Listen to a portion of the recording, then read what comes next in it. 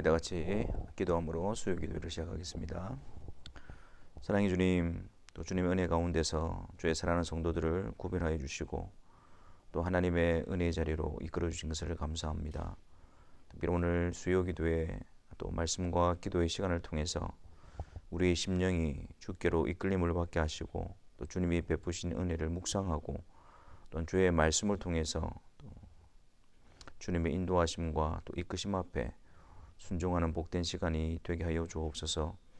또 하나님께서 우리를 향하신 그 뜻을 분별할 뿐만 아니라 그 뜻에 따라 순종하고자 하는 열망이 우리 가운데 기도가 되어지게 하여 주시고 또한 그 기도를 통해서 우리를 인도하시고 이끄시는 하나님의 뜻이 이루어지게 하시며 또한 주님께서 이끄시는 그 손길을 붙잡고 또 순종하는 그 일에 힘을 얻는 주의 사랑하는 성도들이 되게 하여 주옵소서. 그래야 우리가 일상에서 또 매일매일 삶에서 주의 말씀을 통하여 우리 자신들을 비추어 보고 또 성령께서 말씀을 통해서 우리를 깨닫게 하시고 책망하시고 권면하실 때에 또 그것을 우리가 단 마음으로 받아들이며 또한 그것을 우리의 소원으로 삼으며 주의 도우심을 구하며 이 믿음의 길을 걸어갈 수 있는 주의 사랑하는 성도들이 되게 하여 주옵소서.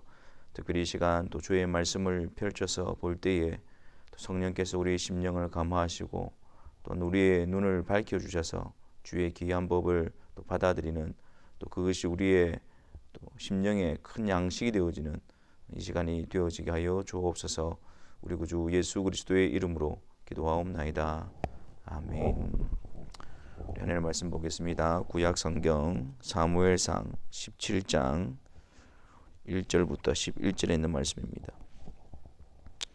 사무엘상 17장 1절부터 11절 우리 다 같이 함께 하나님의 말씀을 읽겠습니다. 블레셋 사람들이 그들의 군대를 모으고 싸우고자 하여 유다에 속한 소고에 모여 소고와 아세가 사이에 에베스담밈에 진침해 사울과 이스라엘 사람들이 모여서 엘라 골짜기에 진치고 블레셋 사람들을 대하여 전열을 벌였으니 블레셋 사람들은 이쪽 산에 섰고 이스라엘은 저쪽 산에 섰고 그 사이에는 골짜기가 있었더라. 블레셋 사람들의 진영에서 싸움을 도두는 자가 왔는데 그의 이름은 골리앗이요 가드 사람이라.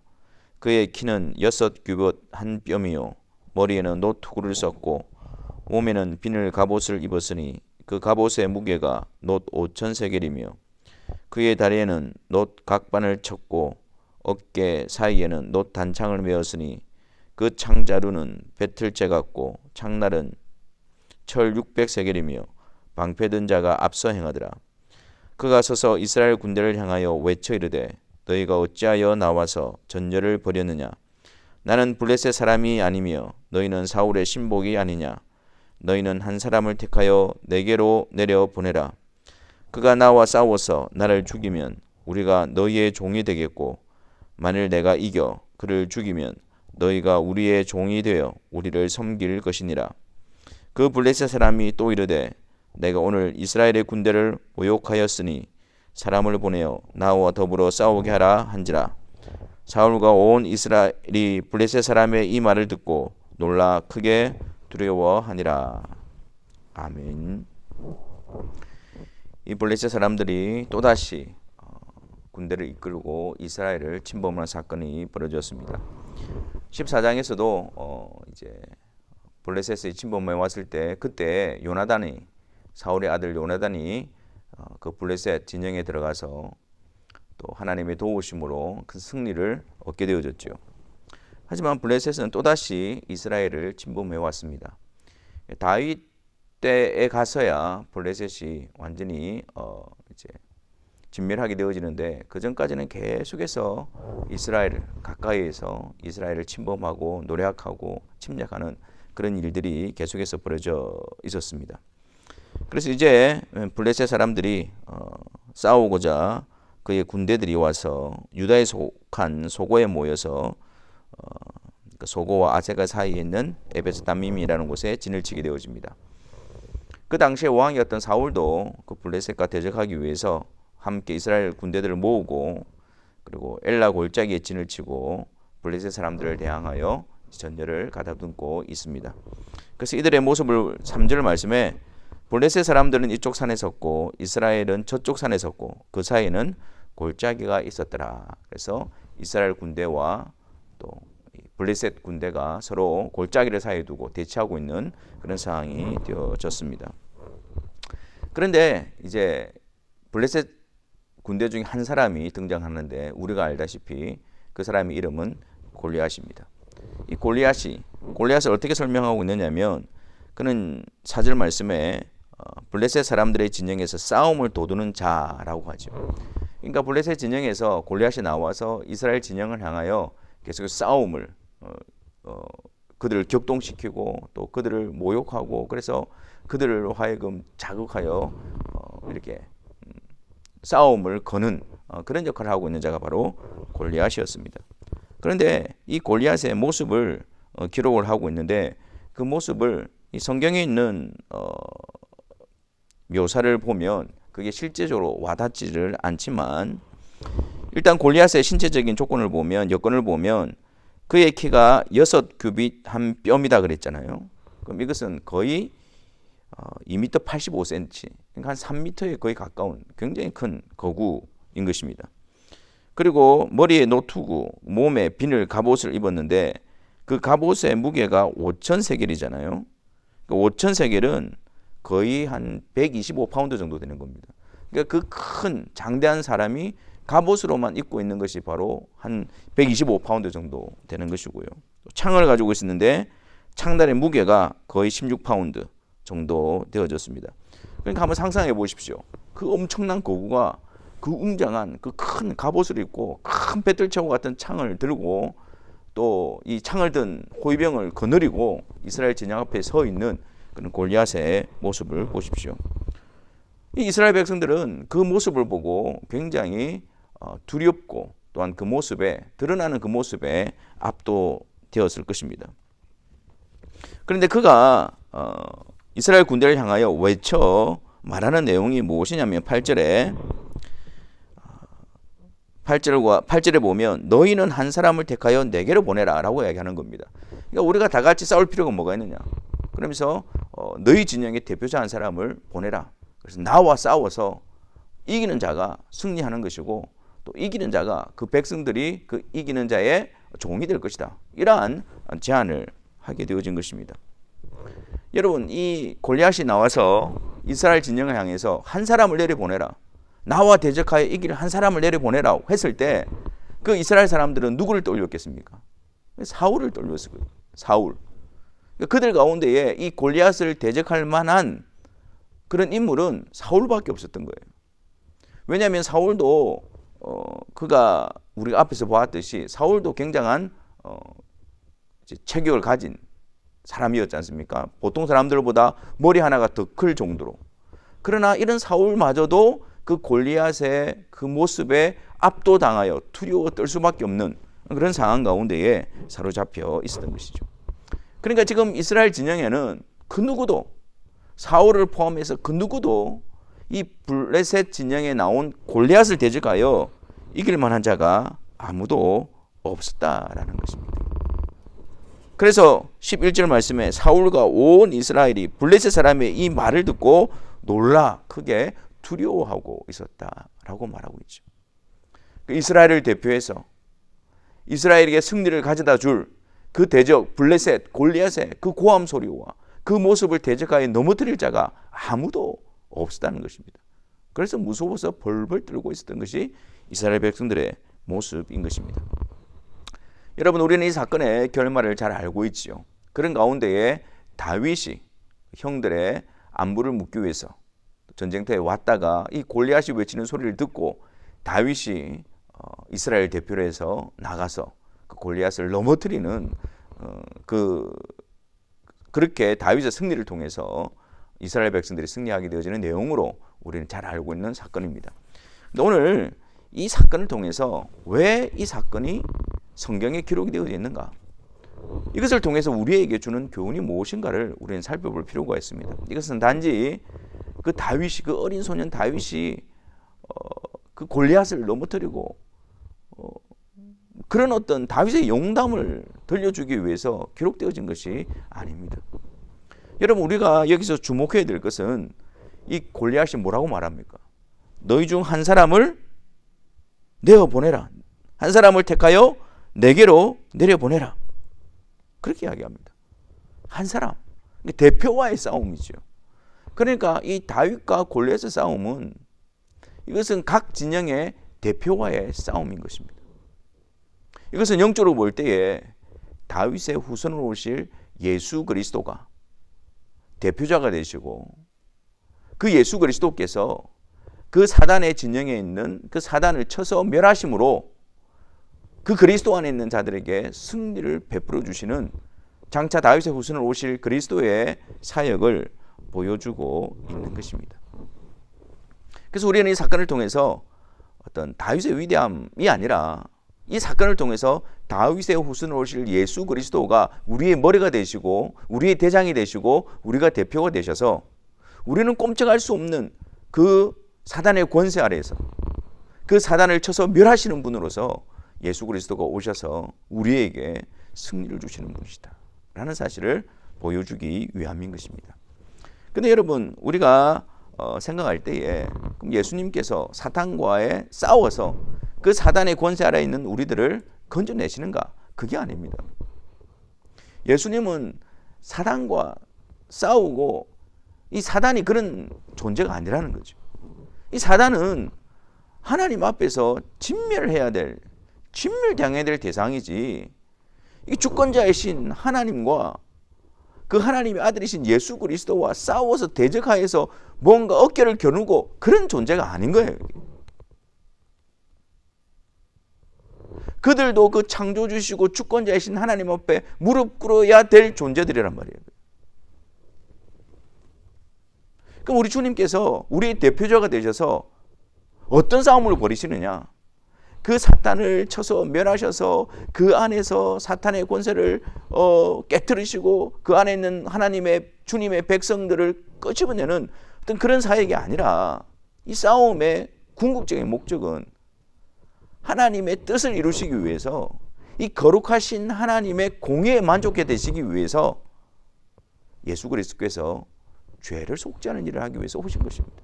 자, 사단이 어떻게 해서 권세를 가지고 그 권세를 부릴 수가 있습니까?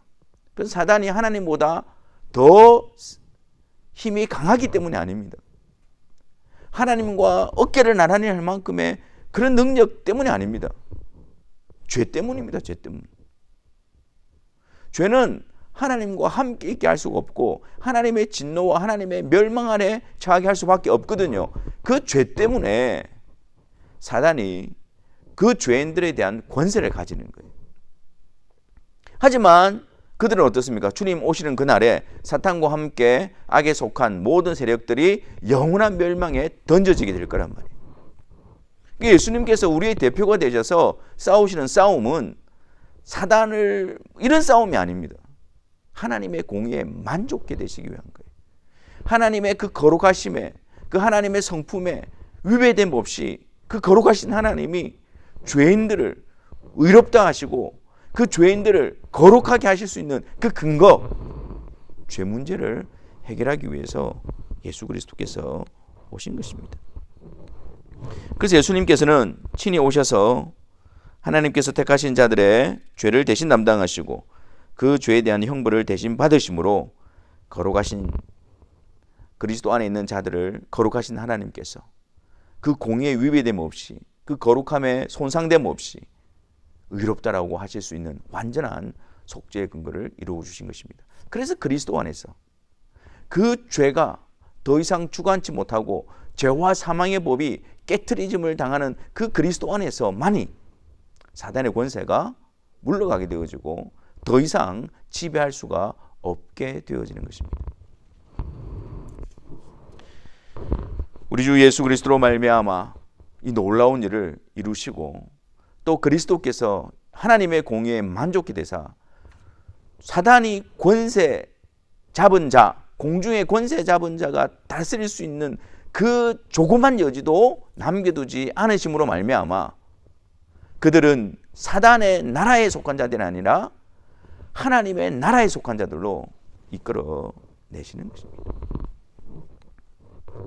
그러므로 우리의 대표자가 되시고 우리의 대장 되시는 예수 그리스도 안에서 우리는 더 이상 죄의 종노릇을 하지 않는 것입니다.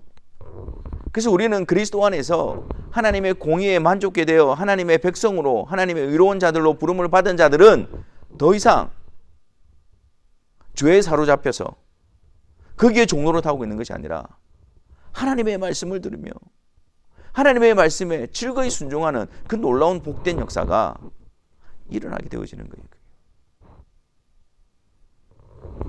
그러니까 에스겔 선지자를 통해서 하나님의 새 언약에 대해서 그렇게 말씀하지 않습니까? 너에게 새 마음과 새 영을 주고 너희 안에 육신의 굳은 마음을 제하시고 부드러운 마음을 주시고 또 내 영을 주어 너희로 하여금 내 율례를 지켜 행하게 할 것이다. 그것이 그리스도 안에서 하나님의 의로운 백성된 자들이 누리는 놀라운 은혜의 역사이고 그것이 성도들이 자랑하고 힘써야 할 하나님과의 함께함인 것입니다. 오늘 이 말씀을 통해서 우리를 대신해서 우리의 언약의 중보자가 되시고 우리의 머리가 되셔서 그 거룩하신 하나님 앞에 우리의 모든 죄를 대신 담당하시고 그 죄에 대한 형벌을 다 받으시고 그분이 이루신 의로 말미암아 우리를 옷 입히셔서 그 거룩하신 하나님 앞에 우리를 의롭게 하신 그리스도로 말미암아 그 예수 그리스도께 감사하는 그런 시간이 되어졌으면 좋겠습니다. 그리고 또한 우리가 우리의 것으로 무장하고 우리의 것으로 능력을 삼고 우리의 것으로 자랑을 삼는 것이 아니라 오직 우리의 대적 사탄 마귀 앞에서 그리고 정죄가 있고 우리를 향한 참소가 있는 그 앞에서 우리의 온전한 의가 되신 예수 그리스도로 무장하고 예수 그리스도로 우리의 믿음의 방패를 삼으며 예수 그리스도로 우리의 구원의 투구로 삼고 예수 그리스도로 의의 흉배가 되어져서 오직 그분을 붙들고 그분을 자랑함으로 그 모든 참소와 그 모든 정죄 가운데서 진정한 승리를 누리는 그러한 자들이 되어져야 할 것입니다. 아울러서 거룩하신 하나님께서도 그리스도 안에서 우리를 어떻게 대하시는가를 말씀을 통해서 우리는 확신해야 합니다. 그러므로 쓰러지고 넘어진 자리에서 우리가 낙담하고 있는 것이 아니라 그리스도 안에서 우리를 받으시고 우리를 의롭게 하시고 또한 우리를 새롭게 하시고 깨끗게 하신 그 하나님의 그리스도 안에서의 약속을 붙들고 우리가 다시 일어나서 죄와 싸우고 하나님의 뜻에 순종하는 그 일을 우리 힘써 열심히 더욱더 감당해야 할 것입니다. 오늘 우리 주 예수 그리스도께서 우리의 머리 되심에 대한 감사와 또 그분을 믿음으로 말미암아 죄와 싸우는 일에 우리가 힘쓰고 또한 하나님께서 그리스도 안에서 우리를 받아주시고 우리를 귀히 여기시고 또한 우리에 대한 그 하나님의 약속의 말씀을 붙들고 우리가 다시 일어서서 또 다시 일어서서 하나님의 백성으로서의 복된 걸음을 걸어가는 일에 우리의 온 마음을 다하기를 바랍니다. 우리 시간 주의 말씀을 가지고 한번 기도의 자리로 나아갔으면 좋겠습니다. 여러분, 우리가 우리의 의로 우리의 행위로 우리가 무장하고 있는 자들이 아닙니다. 예수 그리스도로 말미암아 우리가 의롭게 되어진 자들이고 그리스도의 의, 그리스도께서 이루신 그 일들만이 우리의 자랑이고 우리의 능력이고 온전한 의가 되어집니다. 이 시간 예수 그리스도가 우리의 의가 되심에 대해서 감사하고 성령 하나님 우리 안에 우리의 의를 자랑하는 것이 아니라 예수 그리스도의 의를 붙들고 자랑하는 그런 확신과 그런 마음을 달라고 기도하시기를 바랍니다. 또한 우리가 처해진 상황 가운데서 연약함으로 쓰러짐으로 나태함 가운데에 또 부족함 가운데 있다 할지라도 그리스도 안에서 하나님께서 우리를 자녀 삼으시고 우리를 사랑하시고 여전히 붙들고 계시는 그 하나님의 마음과 하나님의 손을 확신하면서 다시 그분의 손을 힘입어 일어설 수 있는 복된 기회가 되게 해달라고 우리 이 시간 한번 기도하며 나아가도록 하겠습니다. 사랑의 하나님, 우리에게 베푸시니 놀라운 일들 그저 우리의 머릿속으로만 우리 입술로만 맺는 것이 되지 않게 해주시고 아버지 하나님 그것이 우리의 실제가 되어지게 하시고 우리의 능력이 되어지게 하시고 자들 되어지게 하여 주시옵소서. 하나님의 나라는 말에 있는 것이 아니라 능력이 성령께서 믿음을 통해서 말씀으로 우리에게 이루어지는 확신시켜 주시고 우리에게 보여주실 때에 아버지 하나님 당장 이를 향한 나가는 저희들 되어지게 주시옵소서. 더 이상의 핑계와 아버지 하나님 염색하지 않게 하시고 주님을 의지하고 그리스도의 안에서 하나님과의 복된 관계 속에서 죄와 싸우게 하시고 구하지 않게 하시고 돌이키게 하시고 주시옵소서. 하나님 우리 가운데 안전해져 있는 아버지 하나님, 우리 가운데 아버지 하나님 사로잡혀 있는 원세 안에서 아직까지도 죄종으로 하고 있는 아버지 하나님 우리의 모습들과 이를 불쌍히 해주시고 아버지 하나님 일어서게 하시고 하게 하시고 하게 하시고 그래서 하나님 스스로 되어 주시옵소서. 이를 사모하게 해주시고 열망하게 하시고 아버지 하나님이 그 어떤 것도 핑계와 아버지 하나님 우리를 원하지 않게 하시고 오그리지 않게 해주시고 주여 그리스도 안에서의 우리를 입으로 우리를 나가시는 은혜를 주시옵소서.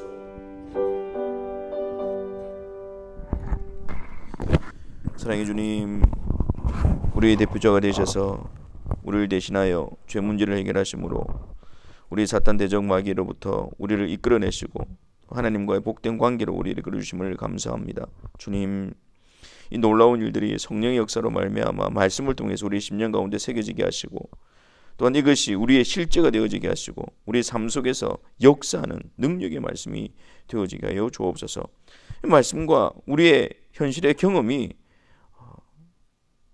이 말씀을 제쳐두고 우리의 현실의 경험을 앞세우는 자들이 되지 않게 하여 주옵시고 오히려 그런 경험 가운데서도 주의 말씀을 붙들고 말씀을 이끄는 대로 말씀이 선포하는 대로 그것을 우리의 정체성으로 받아들이며 그 일에 끊임없는 순종으로 나아가는 주의 선한 성도들이 되게 하여 주옵소서. 그래야 우리의 발걸음이 그리스도 예수 안에서 하나님의 거룩한 백성으로서의 복된 발걸음이 되게 하시고 하나님의 성품을 닮아가며 하나님의 뜻이 이루어지며 하나님이 기뻐하시는 자로서 자라나며 성장하는 주의 사랑하는 성도들이 되게 하여 주옵소서. 우리 구주 예수 그리스도의 이름으로 기도하옵나이다. 아멘. 우리 585장 찬송하겠습니다. 585장.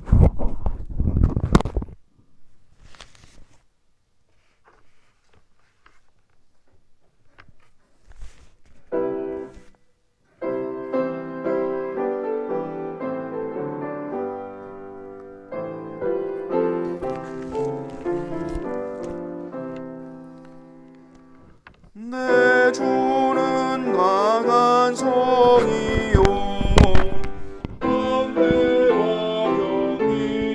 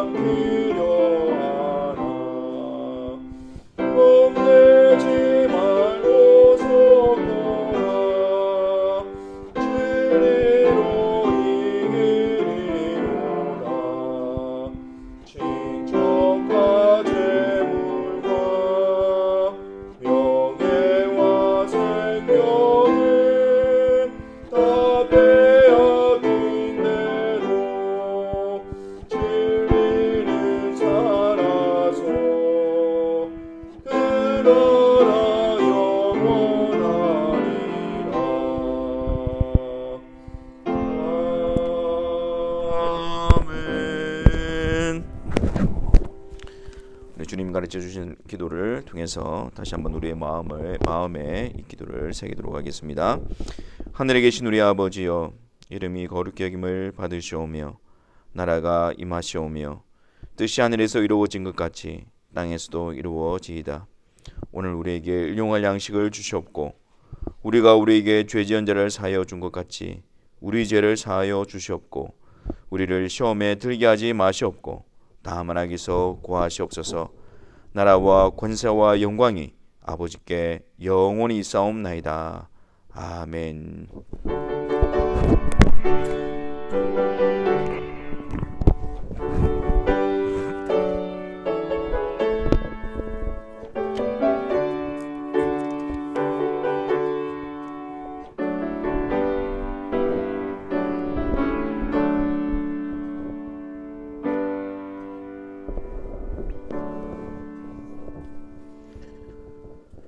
또 남은 한 주간도 우리 주 예수 그리스도의 의를 묵상하심으로 또 그리스도 안에서 의롭게 되어진 자로서 또 하나님의 거룩한 백성으로서의 복된 발걸음을 힘있게 걸어가시기를 바랍니다. 감사합니다.